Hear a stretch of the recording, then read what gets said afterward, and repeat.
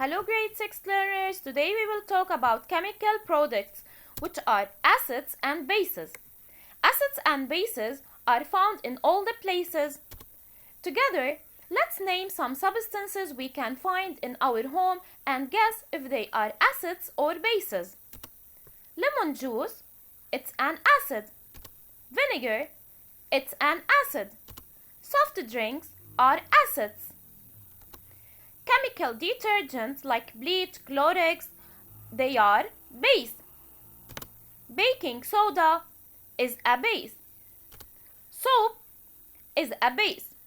While water, it's neither acidic or basic, it is a neutral substance. Acids taste sour, while base taste bitter. Some acids and base are very strong and dangerous. So be careful, never taste any detergents or laboratory chemicals, they are extremely dangerous.